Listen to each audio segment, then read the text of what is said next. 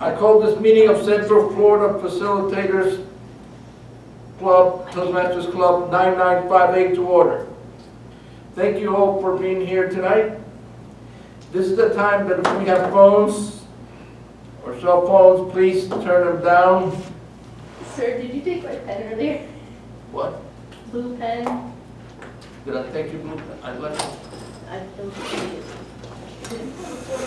I did give it to them. I promise. Is this it? Emma, Emma, I have an extra one. Yes, sir. I can't believe you interrupted me for a pen. But okay. I got 2 rolls and I gotta fill them. I don't have to pen. Okay. I don't know what's up. If you have phones, please turn them down this time. For our guests, the restrooms, you can leave the back 2 doors, make a left. Wait, who's doing your married? The Get in there. first opening, you make a left, and it's all the way down on the right-hand side. Oh, you'll see the restroom signs. At Toastmasters, we provide a supportive and positive learning experience in which members are empowered to develop communication and leadership skills, resulting in greater self-confidence and personal growth. Through this mission, each Toastmaster gains a clear understanding of the club's purpose, and organization as a whole benefits from a shared set of values and goals. Please help me welcome our thought and pledge leader for this evening, Charlie Bombalier. Thank you. there we go. For our thought of the day, we can't change our past nor the fact that people act in a certain way, but we can change the way we act and how we develop our own attitude. Please stand for a pledge of allegiance. I pledge allegiance to the flag of the United States of America and to the republic for which it stands, one nation, under God, indivisible, with liberty and justice for all. At this time, thank you. If there's someone that's looking for a role,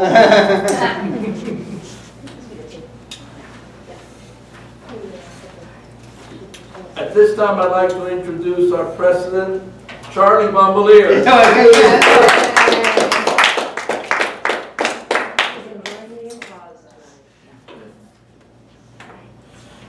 Welcome to Central Florida Facilitators Toastmasters 9958. At Toastmasters, we are sponsored by the Central Florida chapter of the American Society of Training and Development, the premier organization for professional facilitators. Number 2, a good facilitator needs to be a strong communicator and an effective leader, and Toastmasters is all about communication and leadership. And number 3, to facilitate means to make things easy and possible. And we want to make things easy and possible for you tonight. I see we're very honored to have a couple of guests here tonight. Anya, is that Anya. correct? And Anya. Anya Taylor. Could you please stand up and just give us a few seconds on how glad you're here? Why am I here? Yes. Yeah. I figured, I heard about you guys, when I was living in Miami, and since I moved here, I figured I'll give it a try to see. I know there's a lot of clubs around, so I figured, I've been told to go to a few clubs and see which one fits you the best. So that's basically what I'm trying to do. Excellent. Taylor, could you please give us a sit? I'm Matt. I'm with Anya. She's my wife. Figured I'd just come here and try and improve my speaking to my peers and not try and get so nervous. All right, thank you. We are actually a distinguished club. Unfortunately, a lot of people are on vacation, getting the last bit of vacation they can, and some are sick and some have had illnesses at home. If I can read this, I'm going to read it for you. Introducing our Toastmaster for tonight. Joy cut her teeth and wow. Can you help me with that, Linda? Everything else. Everything else.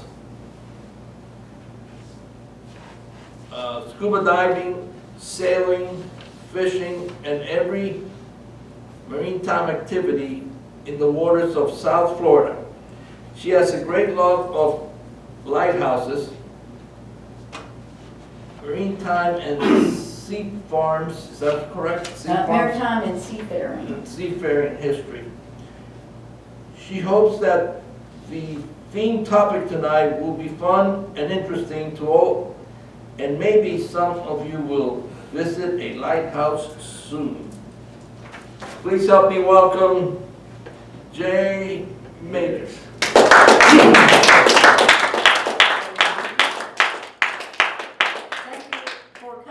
Those of you who did come, it's great to see you and great to welcome some guests. Hopefully you'll join us again. And I'm happy to be here with my topic. And I guess I'll start out with just a little bit about lighthouses. Lighthouses have guided mariners for thousands of years and have long symbolized romance, genius, and awe. The world's first recorded lighthouse is a 450-foot tall lighthouse. It's actually one of the 7 wonders of the world. It was built in Egypt around 300 BC. The first lighthouse in the U.S. was built on Brewster's Island in the Boston Harbor in 1760. In Florida, the oldest lighthouse is the St. Augustine Lighthouse. It was built in 1824. Due to weathering, it was crumbled, and it was rebuilt in 1827 in a better spot. The tallest lighthouse in Florida is Ponce Inlet, at about 175 feet tall. It's one of the tallest lighthouses in the United States. The tallest lighthouse in the States is 191 feet tall. At one time, there was about 65 lighthouses in the state of Florida, but due to the weathering, due to the construction back in those days, due to some of the wars, number of things, hurricanes, we're down to 30 lighthouses now. That's the way it's been for many years. It's neglected and just not taking care of them. One of those lighthouses is now owned by private interests. The public's desire to preserve these coastal guardians has resulted in most Florida lighthouses being placed on the National Register of Historic Places. Many are now parts of national parks, wildlife refuges, and recreational areas. And when I start going through some of that, you'll see. So that's just a little taste to begin with of where we are and to start out with lighthouses. So let me talk about our meeting a little bit. I need to introduce our functionaries. Due to the fact that we've got so many people out, a few people are taking on different roles. So our first functionary is going to be our grammarian. And Susan, are you picking that one up since Maureen's not here? Or? I can do grammarian. Sarah, give Sarah something to do. Oh, Sarah, you can do grammarian. Sarah, all right. Do we have a word of the day? Right. I was just told one, so. Sure. Beacon. Beacon. Yeah. Beacon. Okay. Oh, hey. So, Yay. can you? Yes. Our grammarian just showed up. I know. Oh, okay. Whatever. That's my guest, Melanie. Melanie. Sure. Hello. Are you prepared for grammarian, Maureen? Yes, Okay, yes. then. So, they did this happen already? Yes, Sarah could Do be. you want to be evaluator then? Yeah, we already did it. Evaluator? Okay. You can evaluate the grammarian. Yeah. So I still have to follow the rules. Yes, you still have to do. Yeah. You're evaluating Charlie. A speech? Yeah. Oh, nice. I will do that. Give a manual? He's pulling it out of his pocket, so we'll see. Actually, This is not how it usually happens. No, it's not. We're usually a little more I'll let you know. planned out. But when we've got so many people out, you have to improvise. So we got a different one. She's up to the grammarian now. Yeah, I'm starting the functionary roles. And you're first on the list. Oh, Yeah. wow. I was trying to call you. Maybe we need to change our start time. Okay.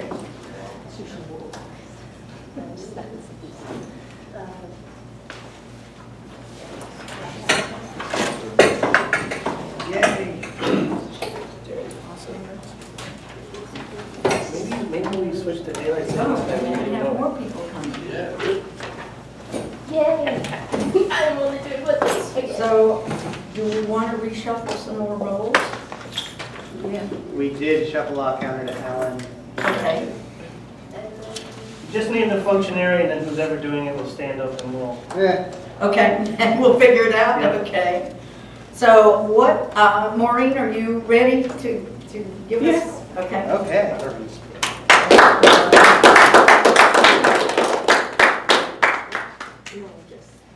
Yeah, we're getting there. Okay, as grammarian, I have chosen the word of the day, which is exhilarating. Pardon me? Exhilarating. Oh, I didn't hear one of these, I'm sorry. Exhilarating. Exhilarate. And I will keep track of those who use the word of the day, and those who do not will be fined 25 cents.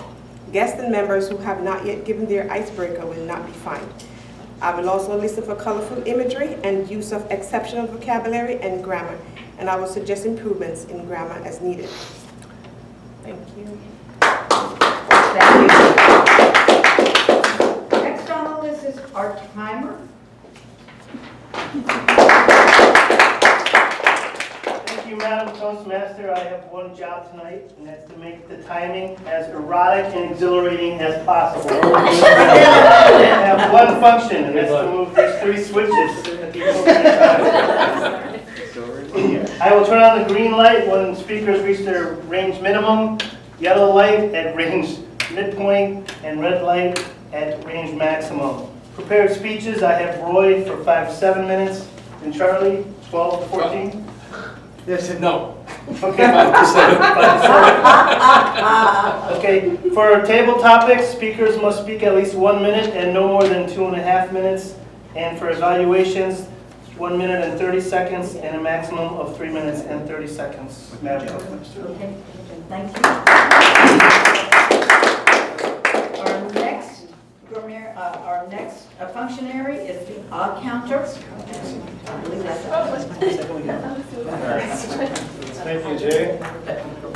Just as Mark said, I'm going to be fulfilling the exhilarating role of odd counter, or what I like to refer to as the Wizard of Oz. In order to improve the quality of our speech, the odd counter's job is to make us aware of disruptive audible crutches, such as which I know very well, and you and no, and double clutches, which is repetition of a word while the speaker searches for their next thought. I will also note sentences strung together with grid words such as and, so, or like, and I will give a report at the end of the meeting. Thank you. And finally, the last functionary role is the supervisor of elections. Emma? This is also called the vote counter for clarification. As vote counter, I will pick up your ballots for best speaker, best table topic speaker, best evaluator, and most improved speaker. I will tally these results for award presentations at the end of the meeting. I will also pick up any comments you might have written for the speakers or any meeting participant, and deliver the comments to the appropriate person. Thank you, Madam President. All right, before we jump into our speeches, a little bit more about lighthouses.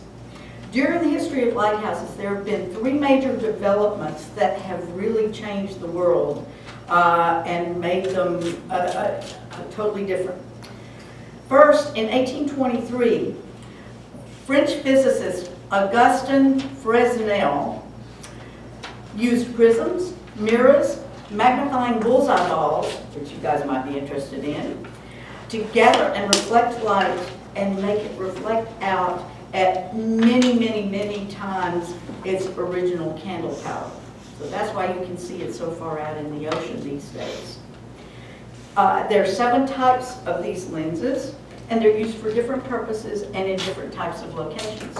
The second big event is the development of screw pile design and construction. It provided a stronger anchoring in the sandy soil and the sandy bottoms and on the coral reef heads that are all along our shores. And the construction of the towers that are open ironwork framework provided less resistance to wind, storms, hurricanes, waves, etc. They were built between 1852 and the 1900s, and they're all in use, still in existence today along our seaboard. The third major advance was light keepers became obsolete in the 1960s when the Lighthouse Automation Modernization Project began. It's called the LAMP Project, where they electrified everything, they put photosynthesis cells, backup generators, etc. So now the lighthouses that you see work on their own without the disaster that the lighthouse keepers had to go through. So we'll talk a little bit more later. Now let's move into our speakers. And our first speaker, Roy, are you going first? Okay. Roy Whittick, and I'm going to give you his really cute introduction. Okay, like most men, our first presenter's wife loves to shop. Oh, she must be my sister. She enjoys shopping for shoes, jewelry, clothes, and accessories. Okay, pretty much everything. Hey, guilty. She enjoys shopping online, offline, inline, and really in any environment. But for some reason, she always gets out of the least pleasurable shopping experience of all, the weekly trip to run household errands. Our next presenter, Roy Whittick, gets stuck filling that void almost every week for his family and will present Pleasure and Pain.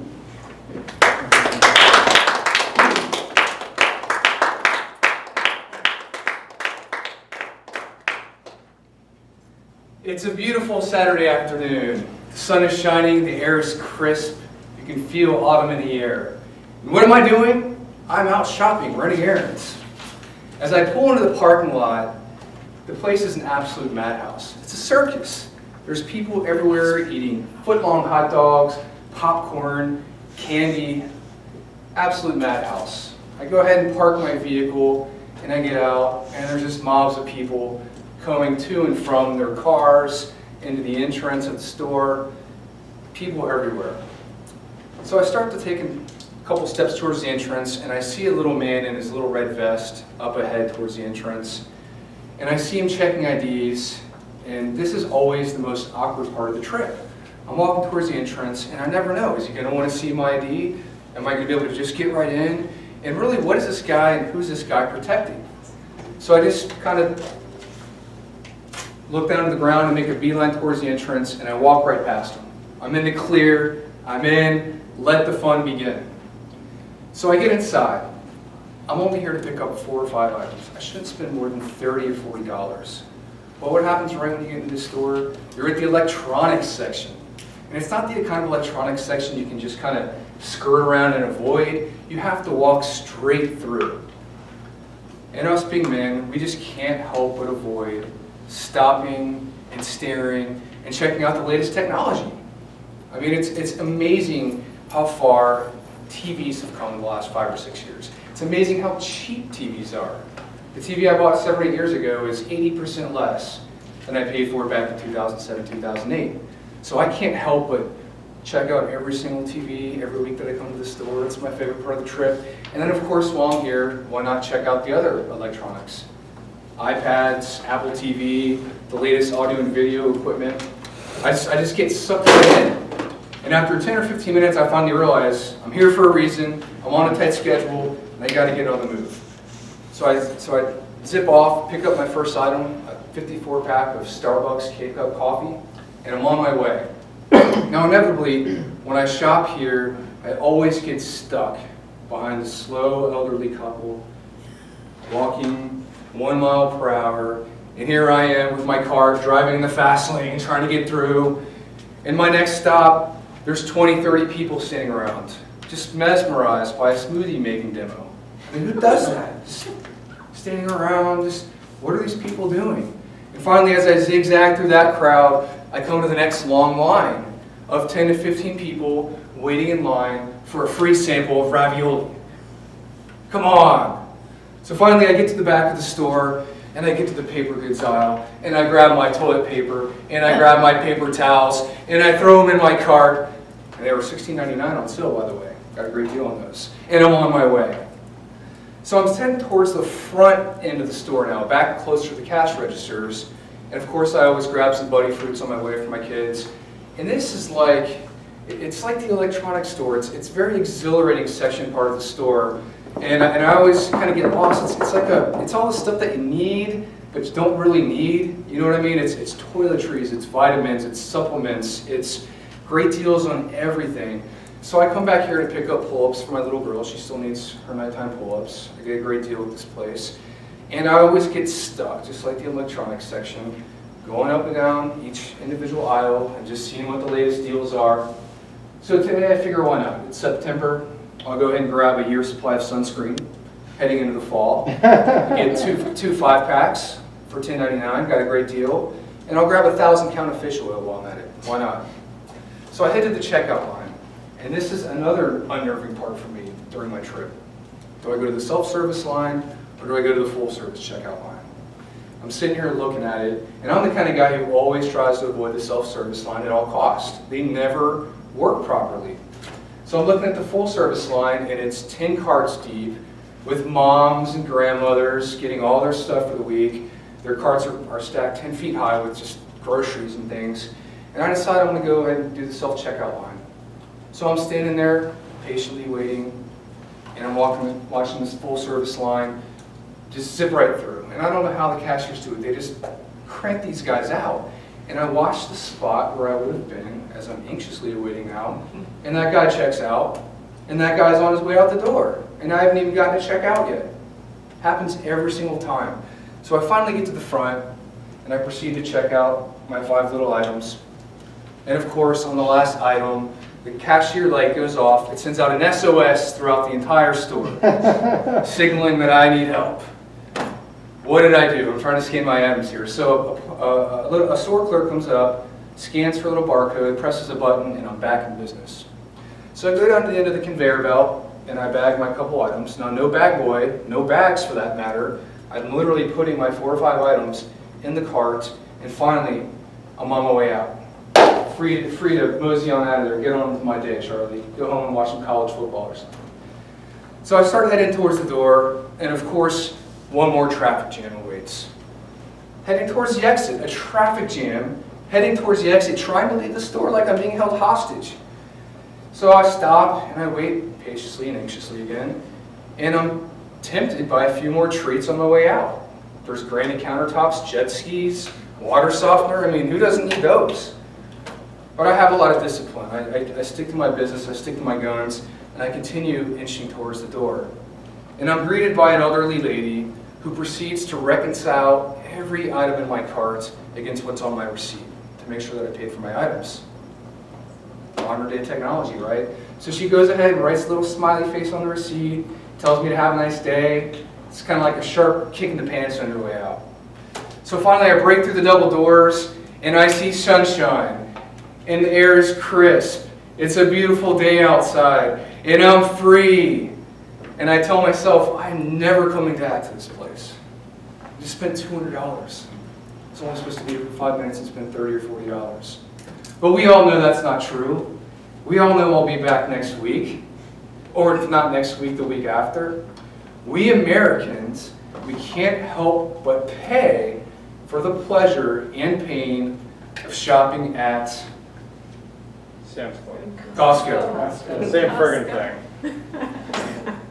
You think? Madam Toastmaster, thank you. But that's another. to all himself, though, right, Roy? Yeah, it's probably the same thing. Yeah. Same thing, different world, right? All right, that was great. You gave us a very exhilarating description of your fun day at Costco. And I'm sure it makes us all really want to go there. Thanks, Roy.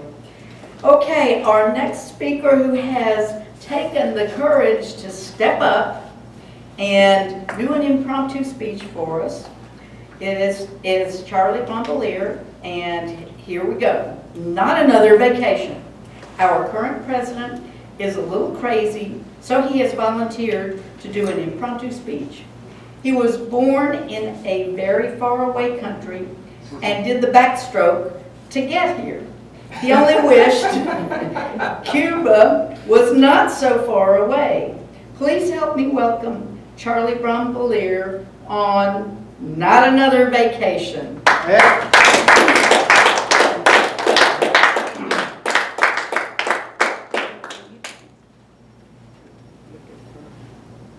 Have you ever heard something so exhilarating that it makes you a little giggly? Fellow Toastmasters, welcome guests. For those of you that missed my last speech, which was about a 2.5-week vacation that I had planned so perfect, until my wife decided to change it all around. Why? Because she can. So I did. And the reason that I have planned this, because I don't like heights and I try to avoid mountains as much as possible, because we had gone to Tennessee, Pittsburgh, Pennsylvania, and back down all the mountains that I could get because of my GPS. This time, my wife comes up to me a few days ago and said, "Guess what? What? I have some great news for you." "Really? We won the lotto?" "No, but it's pretty close. My best friend called me and her daughter's getting married and we're gonna go to North Carolina. Yay, and you happy?"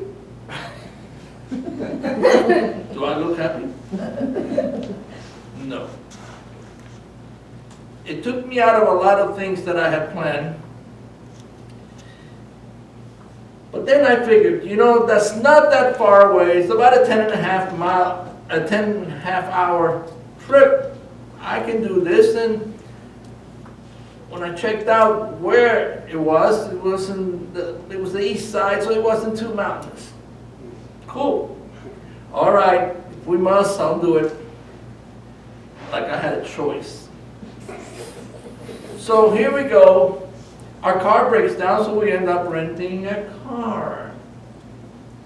But I figure it's worth it because nothing's going to happen bad this time. Because last time when we were on vacation, I walked out in the middle of the night in my cousin's house in Tennessee on top of a mountain, and I faced a big black bear, which made my liver quiver and my bones moan. So this time, I figured no bears. I'm pretty sure there's no bears here. Where do we go? Oh, the reception is not in the little town that we went to. It's in Bum, Egypt. Through the mountains. Again, my toes started to curl. My fingers curled around the steering wheel.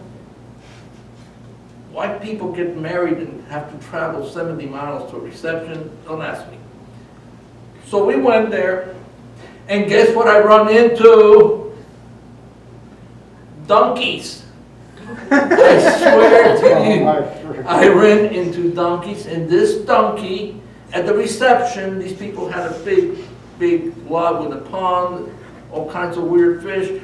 And this donkey took a liking to me and wouldn't leave me alone. He kept following me. And I asked the lady that was in charge, what is it with this donkey? Oh, he likes you. Here. She goes inside and brings out a little bag or whatever she gave me to feed him. So I said, if I feed him, he's going to leave me alone. Yeah. I think the donkey wanted to marry me. Really was not a good thing. So I go out with friends of mine because I have to tell you that this is a Baptist wedding. No liquor. I don't think so. Thank God that I found out ahead of time, because there was nothing there for miles and miles, although I would have driven to find one.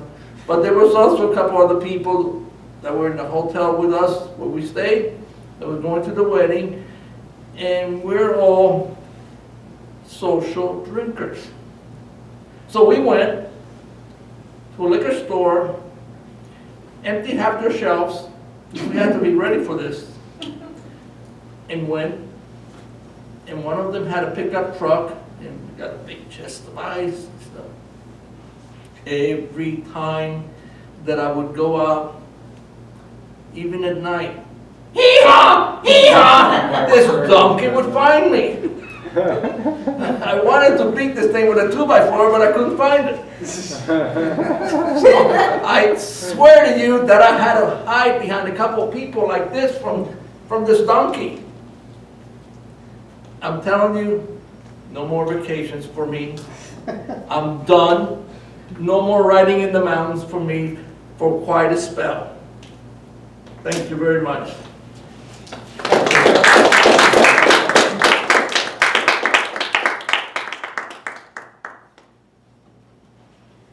Another exhilarating and very funny rendition of Vacations with Charlie and his wife. Remind me not to go on vacation with you. I'll bring my own liquor. Okay, so we are at the end of our speakers. So I want to give everybody a minute. Timer, can you give me a minute on the clock so people can do some evaluations?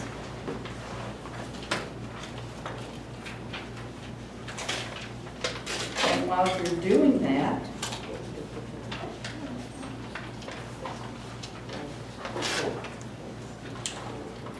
I'll talk a little bit more about lighthouses. Florida has been a maritime state from the beginning days. Because of the importance of commerce to Florida agriculture and business, it's imperative to protect the ships in the shipping lanes.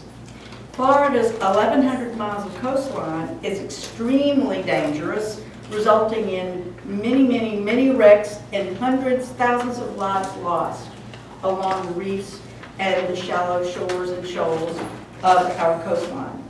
Florida's coast doesn't look treacherous, but the coral reefs are hidden. There's a reef line, and if you do much diving like I do, that runs along Florida. It actually starts up in the Carolinas. Thank you. And it goes all the way down through South Florida and even splits double. You can snorkel out to it from the beach, and it's in very shallow water. But because the land is so flat, mariners cannot see the land or the reef, and they're on the reef before they know it. So that's part of why we've got to have the lighthouses that we have to protect, and why some of them are built on the reefs and in the shoals so that it can guide. Even the other little guiding lights and other navigation signs protect our shippers and our goods and services that travel our waters. Okay, now I need a report, and I need a report from our, I guess our timer to give the times of the speeches. I can do that, thank you, Madam Toastmaster. Roy spoke about his adventures at Costco for 7 minutes and 9 seconds. And Charlie spoke about the vacation with his wife and their new donkey. 5 minutes and 44 seconds, both of them do qualify. Cool. Thank you.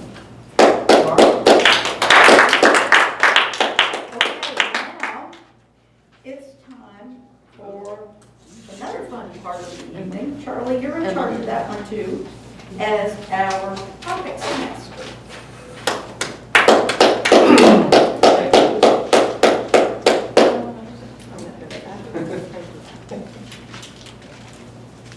For our guests, the reason for table topics is to give everyone a chance to be able to speak for at least a minute if possible, 2 minutes maximum.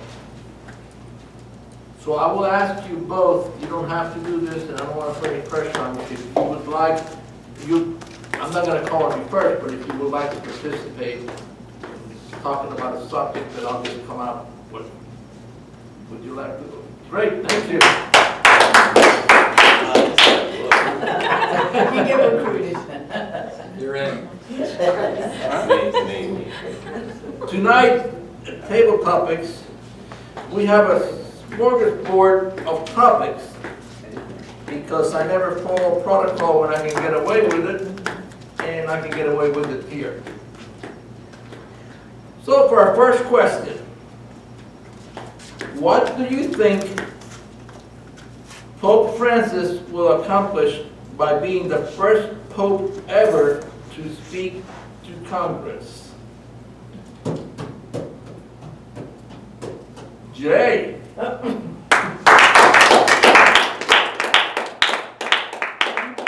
Mr. Topics Master. Well, that's a very interesting question. I guess what I'm going to say is what I hope that he's able to accomplish.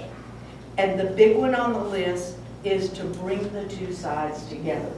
And I know they're concocting all kinds of things for seating arrangements and so forth in the Congress so that they have the right people in the right place so as not to challenge or be offensive, etc., to the Pope, which I can just imagine there are certain individuals there that regardless of who the Pope is, they would do just that. So what I'm hoping is he has a message that hits both sides and points out to them what is good, what they need to improve on, what needs to be changed, and also helps them learn how to come together and make decisions together. That is the thing that our country needs the most right now, leaders that work together. Without that, we have anarchy, our country fails, our government fails. And if he can accomplish that by helping to bring people together across religions, faiths, color, race, your creed, whatever your gender affiliation, whatever it is, just to love each other. That's what our country needs, and to care about our fellow man. And he embodies that in the role that he's done as the new Pope and what he has brought to the Catholic Church, different than the previous Pope, and I think more important. So that's what I would hope. I don't know if it'll happen, because we've got so many idiots there, in my opinion, but that is my hope. Thank you.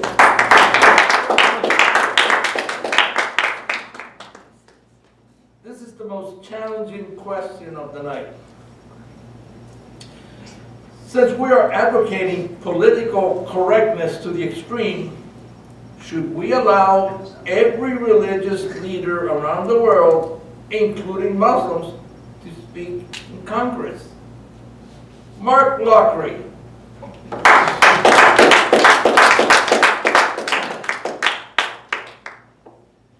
Thank you, Charlie. Well, as Jay mentioned, the Pope is visiting Congress this week. Unfortunately, I don't share the same optimism that Jay has. I have a feeling that the Pope is not going to accomplish anything because anybody that walks into Congress doesn't accomplish anything, unfortunately.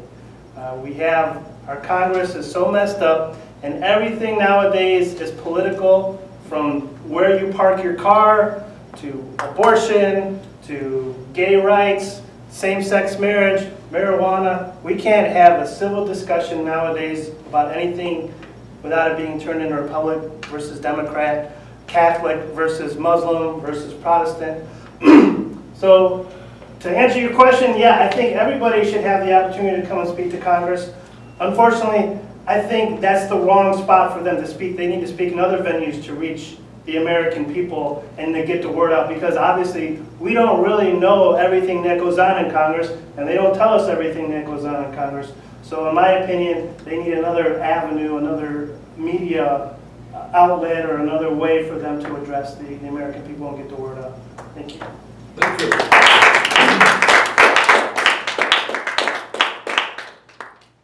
If an alien came down and asked you to take them to the most influential person in the planet, who would you take them to? Stephen Morgan.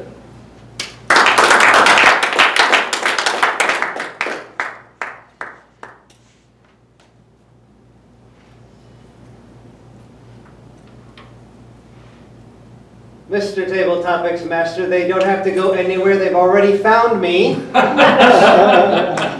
For after all, what more is there to go looking for?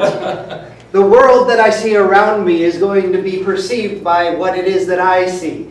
And the changes that I want to see happen, there are many ways to make those changes happen, but in order to change people's opinions, to gain that influence. Well, I have had that experience from the hypnosis training, from the NLP training, from the many years within Toastmasters and the opportunity to get up and speak. I can get the word out. I know how to get it out online. I've got the software engineering background. You don't need anything more. Okay, you want an example of it. I can put this one for you because I've managed to pull something off in the political realm before. It was about 8 years ago or so when a bill was put forth in the Florida House that was actually going to change the law related to hypnosis. It was going to actually put some of us at risk where the law protected us. The person who proposed it was one of the new members of the House, and they were doing this exercise of let's clean up the statutes. So he was going through finding something, he picked that law and said, we don't need this, let's clean it up. Didn't understand the ramifications. Within the space of about a week and a half between putting up a Facebook page, sending out emails to the people that I knew, and getting the word out, telling people to do what really works, calling their office, sending the information, making a personal direct contact. And in that time space, we managed to get that bill pulled. Yes, I do know how to exercise the influence. Now, I'll tell you though, if the aliens are coming to me, I would have other ideas in mind. They may be seeking some kind of an influence, but I'm probably looking for something else in return. What that might be would probably, let's go back to the way Mars Attacks went about it. Let's just go blow up Congress. We only need 2 of the 3 branches. They're all dysfunctional in some fashion or form. But at the very least, let's get rid of those people out there who say no compromise, because there is nothing if there's no compromise. Mr. Table Topics Man.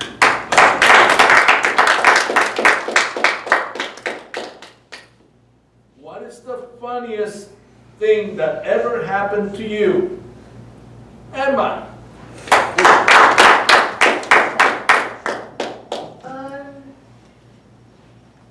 Funniest thing? Well, I've got a whole bunch of things. As most of you know, I have 4 brothers. So this could be very interesting. Okay.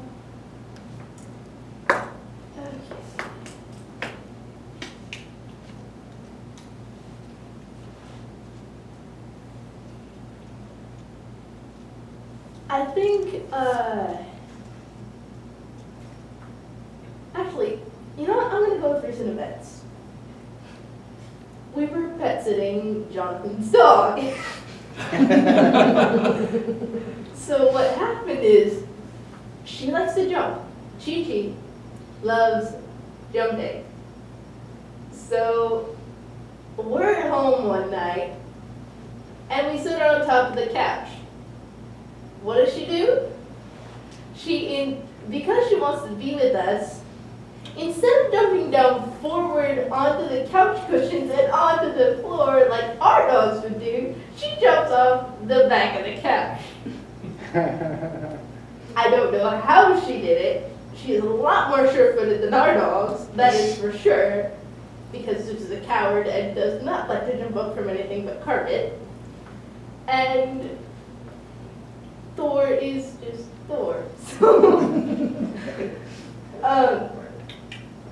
Chi likes to jump off things and onto things. I don't think she ever really jumped onto the table or anything, but she can jump pretty high. Thank you.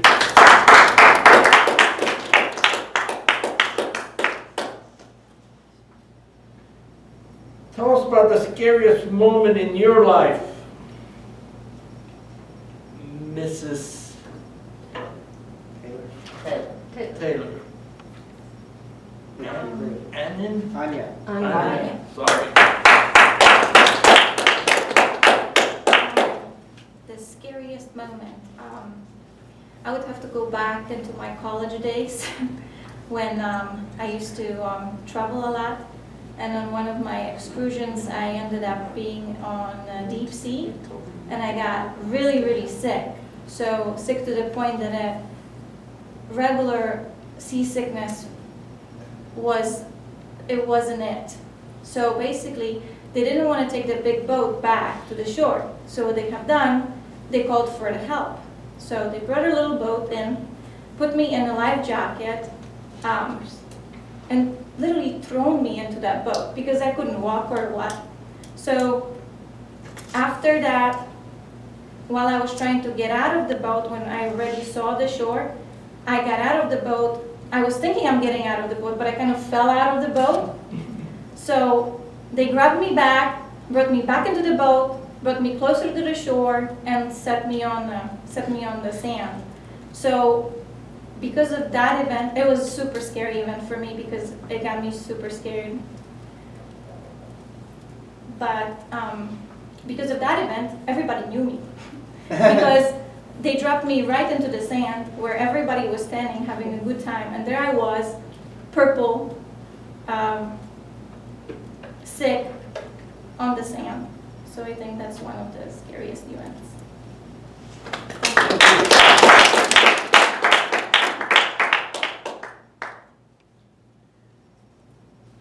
Matt Taylor, what is the happiest moment in your life? Yeah, trick question.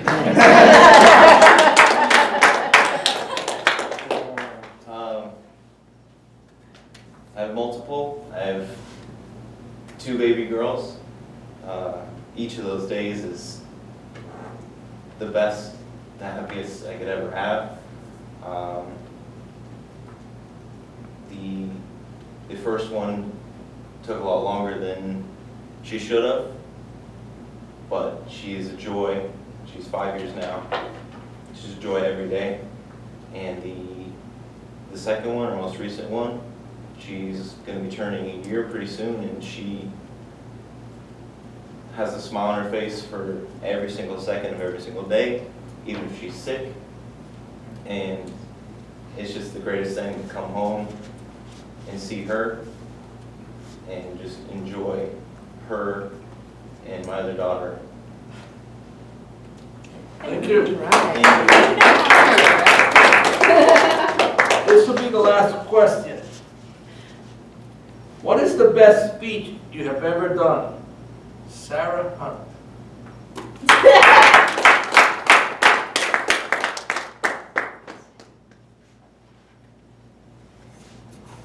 This one. I could honestly not remember most of the speeches, and I was recently looking at the log of how many I did, because I submitted the silver, and some go so far back. Nothing's that memorable for me. Just being able to get up and speak is just a good time in terms of an achievement to have that courage to do it. Because I remember coming into Toastmasters with many, many months and years of avoiding speaking. So it's not about how great, wonderful, there's so many pieces I learned of what makes up a speech.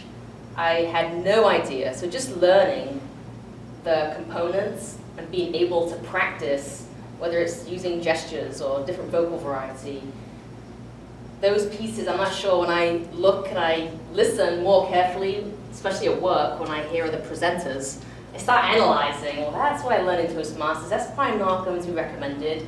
Not to be critical, but it helps me be more aware. And I recently just had a situation where I was seeing every person who presented, the first word out of their mouth was, so.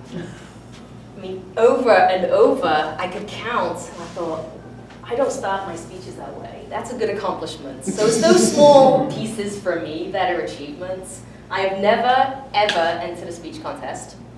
Haven't got quite there yet with that courage. So there's not, I don't speak for awards in the sense of how many I can do or getting those certificates. I'm very happy to hear that feedback. Thank you. Thank you. This time, can we have a timer's report, please? Yes.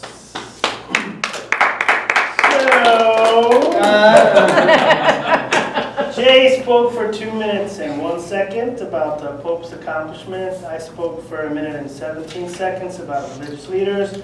Stephen told us he was the most influential person on the planet for 2 minutes and 15 seconds. Emma, funniest thing was Chi-Chi at 1 minute and 44. Anya, the scariest moment, 1 minute and 31 seconds. Matt, happiest moment, right at 1 minute. And Sarah, the greatest speech, 1 minute and 48. Everybody qualifies. Thank you. At this time, please help me welcome back our Toastmaster, Jay. Thank you. Thanks, Charlie. Great. Now we need to do a little evaluation. Can we take a minute for Emma? No, we just No, we don't need vote for best table topics, Okay. and then we can go right to the... Yeah, vote for the best table topics. And our next part is going to be evaluators. And I have just a little bit more here. Today with GPS and other navigational aids, the role of lighthouses is diminished. But if you're a sailor, you need to be able to navigate. And if you can't navigate on your own, if you haven't learned the charts and you don't know how to read a compass, those lights can be a lifesaver when all those electronics go out on your boat. And if you're a little boater who can't afford it, that's your lifeline to getting back to shore. Just another little point. Now let's get to the evaluations. And our general evaluator tonight is Susan Morgan. And let me give you her introduction. Just get that here. Come on. There it is. Our general evaluator this evening has been to a few lighthouses in her life and always enjoyed seeing them. She was amazed to see a Facebook post about the many lighthouses in Florida. Who knew? Mother of 5 and wife to Stephen, she enjoys attending Toastmasters and is so happy to be here this evening. Please help me welcome our general evaluator, distinguished Toastmaster, Susan Morgan.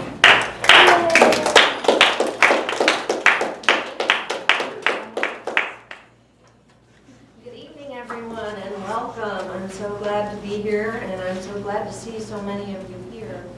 It was nice that we got a few more people coming in, but that's part of my general evaluation. What my job is tonight is to be the general evaluator. I evaluate the meeting as a whole and discuss how we could make improvements or what we've done well. And I also introduce our scheduled evaluators. And the first thing I'm going to do this evening is to introduce our evaluators.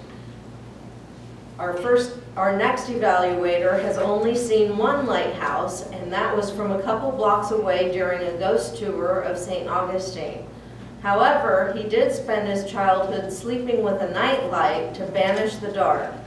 As the band, They Might Be Giants, put it in their musical tribute to a nightlight, The lighthouse is its primitive ancestry which stood on rocky shores and kept beaches shipwreck-free.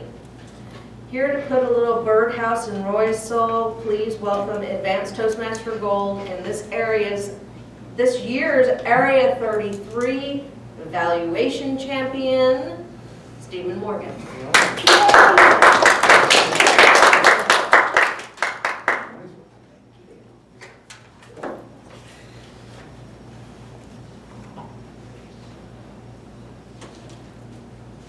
Roy, you certainly know how to turn the ordinary into a very entertaining speech.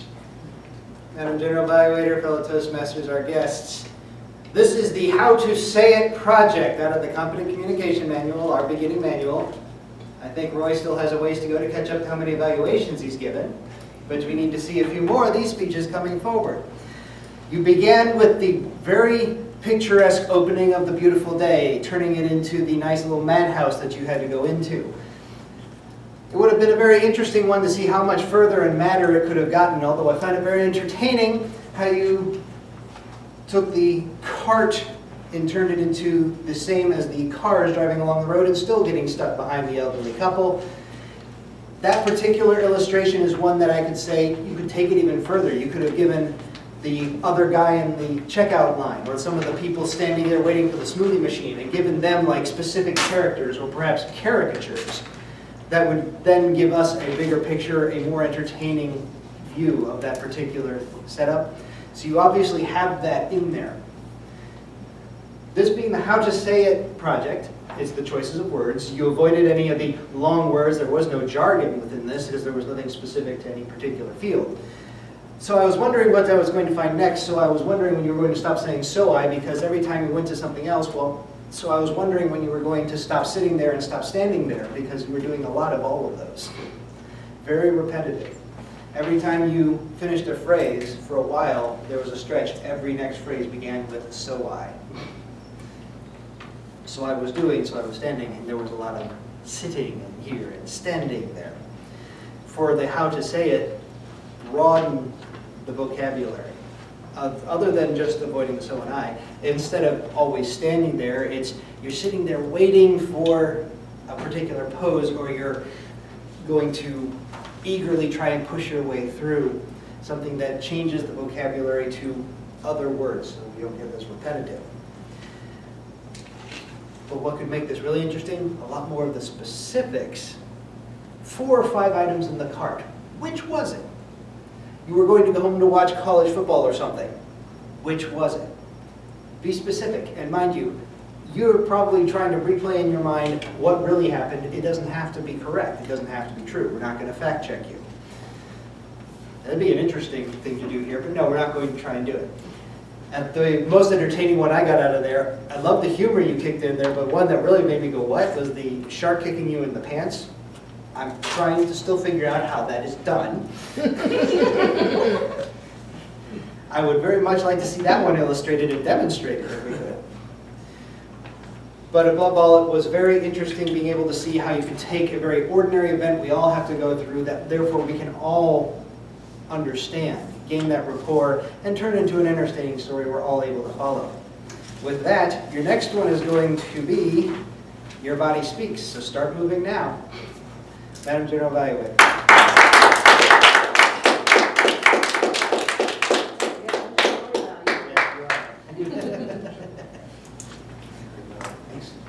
All right, our next evaluator tonight came in at the last moment and said, yes, I'll be an evaluator. So I can say that this person is a very helpful person, a very generous person, and is a very excellent evaluator. Please help me welcome Sarah Hunt. She's also very, was it invigorating? No. Exhilarating. Thank you, General Evaluator, fellow Toastmasters, guests, and Charlie. This was a fantastic speech. I wasn't expecting it to flow so smooth because it was impromptu. Charlie was speaking out of the basic manual, and it was resources for informing, So it was an informative speech, and he chose another vacation. Doesn't sound like they're very glamorous. You need to pick one that you want to do. Opening up, there was a question. Have you ever heard of something exhilarating? So we got the word of the day in. Makes you giggly. They find a lot of giggles from your part as the wife entered and built up this wedding that you were to attend. But I know personally for me, I had a lot of giggles, and I love humor. It's challenging to put that in, especially when you're just speaking on the fly. Some of the best parts of your speech was the humor. And I was looking at how that was done, and you inserted pieces that just was so unexpected or went to the extreme. I mean, I've had different animals, bears or cats, but a donkey, who sees a donkey? So that's gonna get a laugh. And now you're emptying the whole shelves out of the liquor store to really paint a picture of how desperate you were to get something in you to make this wedding tolerable. So some of those unexpected moments were very humorous. The expression on your face when the wife was all built up, and you had these eyeballs and this look, that was, again, a humorous moment. So it was unexpected and added a lot to the speech. I thought the descriptions were very well done. I'm not sure if you had any time to rehearse, but I noticed lines such as liver quiver, bones moan. There was, you're using the 2x4.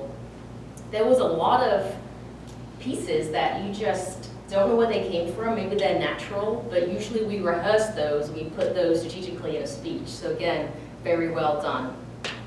A recommendation, the opening with the question's good, but I didn't see a connection when, have you heard of something exhilarating that makes you giggly? I wasn't sure where that lined up with the rest of the opening and the body of the speech. And the closing was a thank you. No more mountains, thank you, I'm done. And you were gone. So the middle piece was great. The opening, closing, work on that. I couldn't find a lot. I was very engaged, and I thought that storytelling is a natural part for you. So thank you for those giggly moments, because I had some of those, and I was very amused. General Evaluator.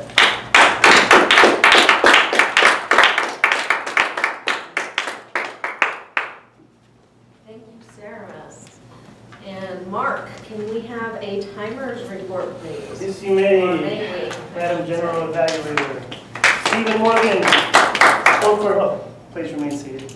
Stephen Morgan spoke for 3 minutes and 18 seconds, and Sarah 2 minutes and 52 seconds. They both qualified. All right. So go ahead and vote for best evaluator tonight, Stephen or Sarah. And while you're doing that, I'm going to give you an evaluation of our meeting and our evaluators. But before I do that, I think I'm going to go around and get some functionary reports. We already did our timer. Let me get our grammarian, Maureen. What did we do tonight?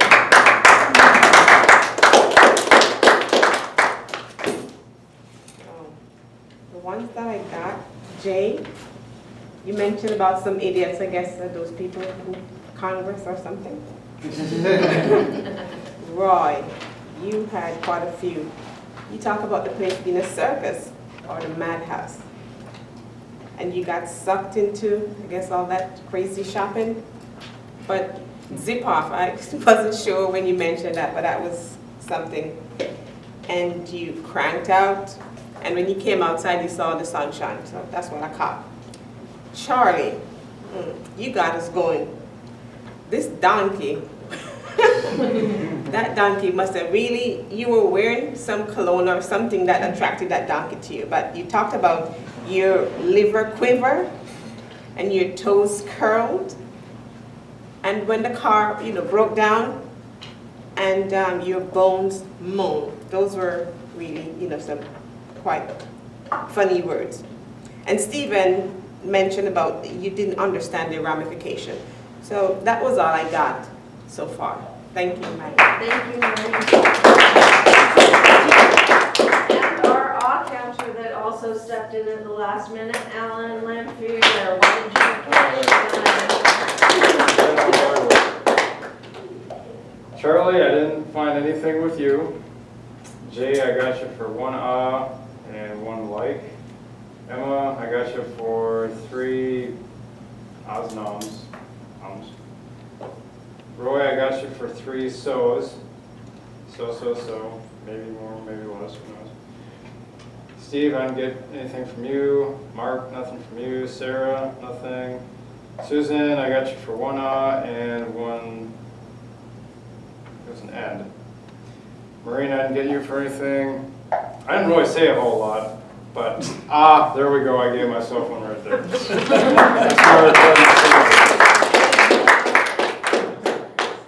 It wouldn't be a Toastmasters meeting if I didn't say at least one, so. Our evaluators tonight did an excellent job.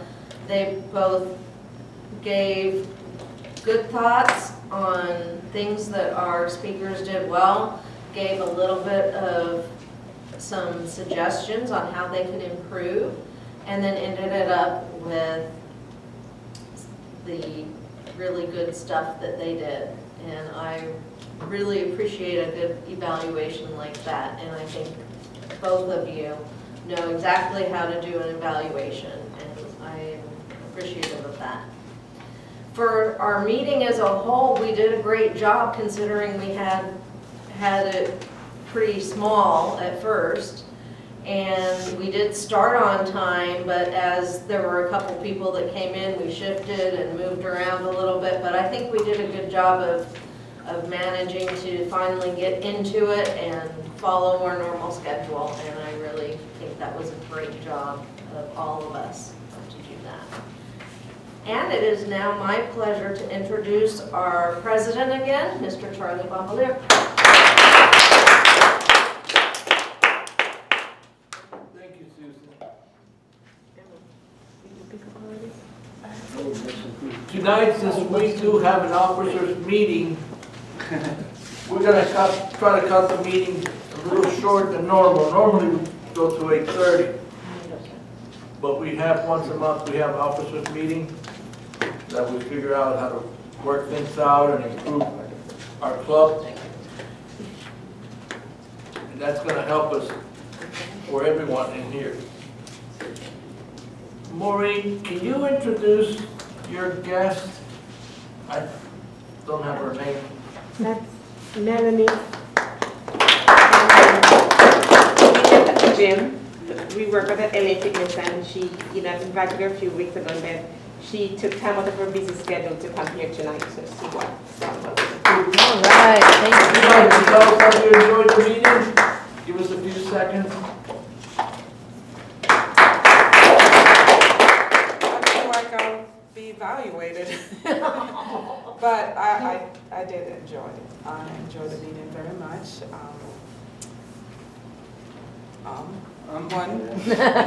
Wasn't keeping track of their guests. So. I came because that's something that I need. I need to work on speaking and having the courage to do that.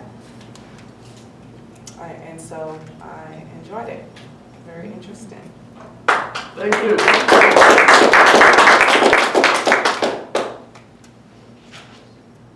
Anya. Well, I have problems with that name. And I'm Spanish, okay? Would you like to tell us how you enjoyed the meeting? I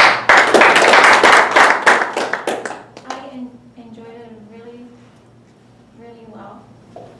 I noticed that I get super shaky when I lose the track of something that I'm talking about, and then while I'm trying to remember things. I think it's a great thing you guys are doing here. I mean, I'm foreign, so for me, speaking in English, especially to a bigger group, is always a challenge because the lack of vocabulary. I don't remember something. I cannot think of a word I want to use. So I think you guys are doing a great job, and I see you guys are enjoying yourself really well, all of you. So it's nice to see. Thank you.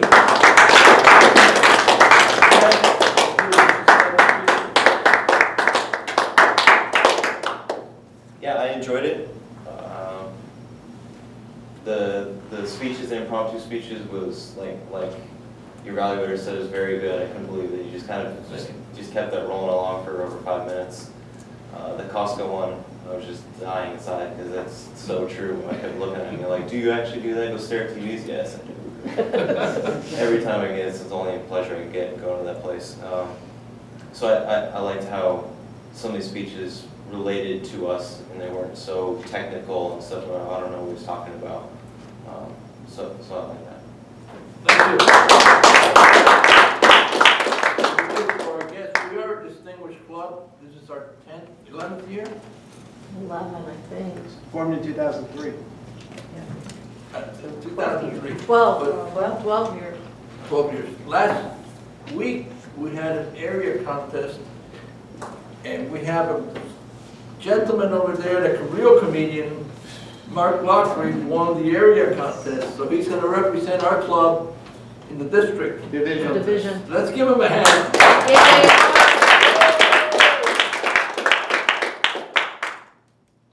I hope, and do check other places out, but I know you'll be back. Yeah. If you know what's good for you, We're fun.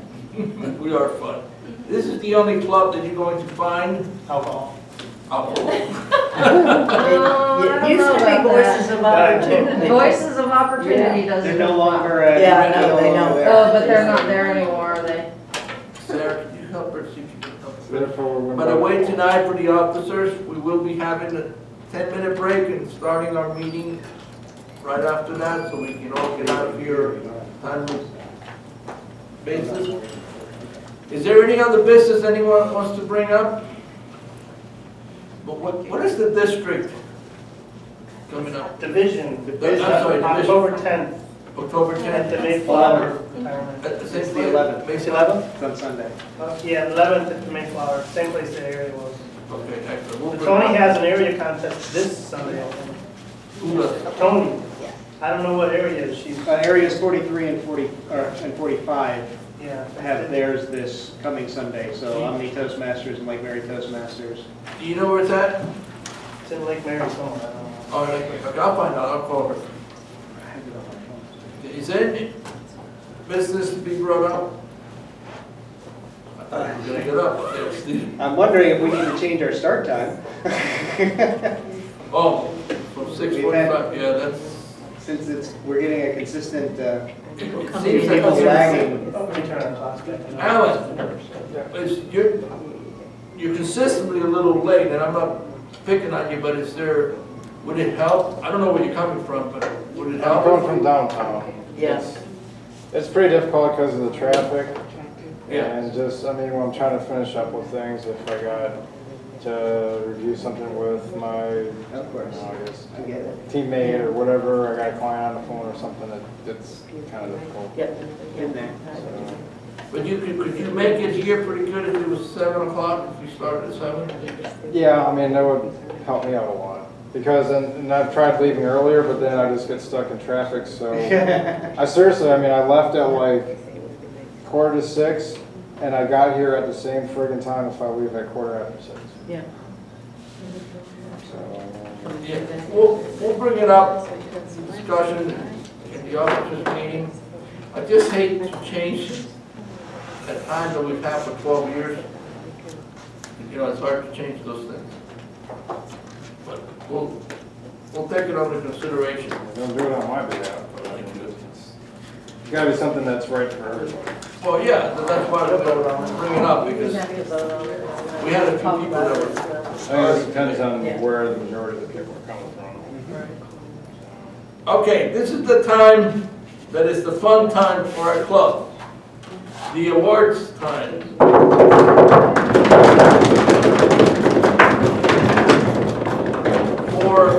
In this club, for our guests in this club, we have a special award that we give out every week.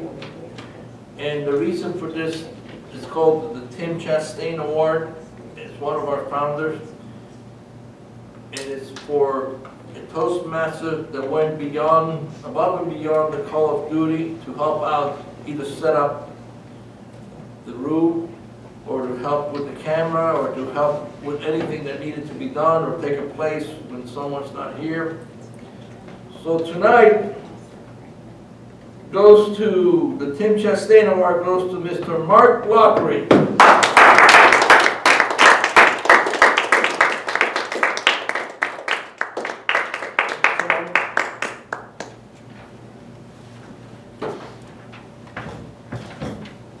The Best Table Topics Award goes to Jaye Majors.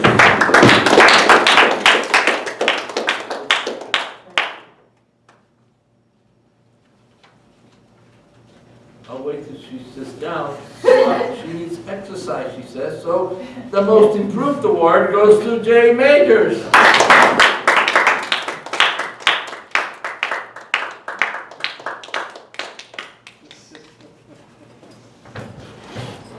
The Best Evaluator Award goes to Sarah Hunt.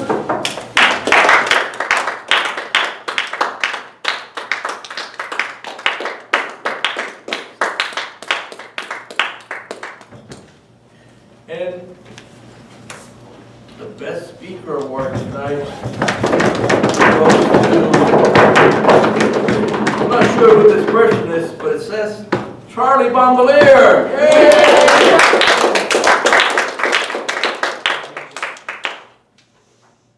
Fellow Toastmasters and guests, it's been a great meeting. Please, I hope to see you guys back. And meeting adjourned.